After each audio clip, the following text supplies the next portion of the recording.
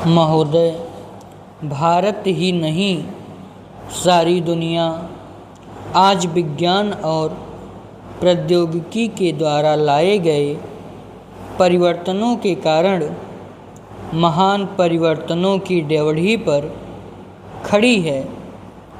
इन चीज़ों ने लोगों के जीवन को बदला तो है, किंतु केवल ऊपरी तौर पर। आज हमारे पास ऊंची ऊंची और सुंदर सुंदर इमारतें हैं। खेती बाड़ी के कुछ आधुनिक तरीके भी हमें मालूम हैं, लेकिन आज हमें एक नए प्रकार के मानव की आवश्यकता है। ऐसा मानव जो विस्तारशील ज्ञान को वास्तविक उच्च जीवन के लिए उपयोग कर सके।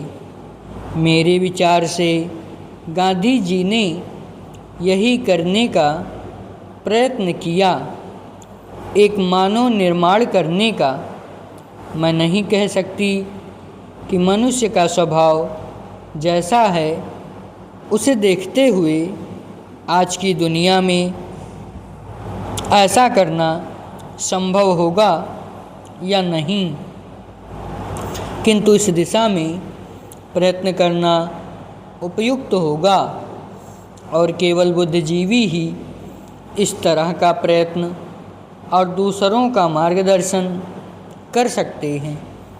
आज दुनिया बहुत छोटी हो गई है और हम अलग अलग खानों में बंटकर नहीं रह सकते। हमें अपने लक्ष्य प्राप्ति के लिए कहीं अधिक एक होकर रहने की आवश्यकता है।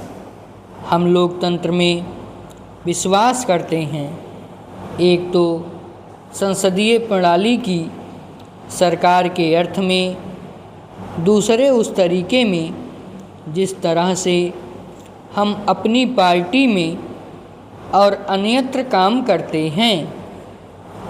पर लोकतंत्र रूपी हमारा ताज़ा पानी कभी कभी जातिवाद, सांप्रदायिकता और सामाजिक रीति रिवाजों इत्यादि के सड़ते गड्ढों में बंद हो जाता है। आपके पास लोकतंत्र है, आपके पास वोट देने का अधिकार है, या आप अपने विचारों को खुलकर प्रकट कर सकते हैं। इन सब के तब तक कुछ अर्थ नहीं होते जब तक आप इस प्रक्रिया से सामाजिक जीवन में परिवर्तन की नई धाराएं उत्पन्न नहीं कर देते, जो हमारे लोगों के हर वर्ग और स्तर में समा जाए।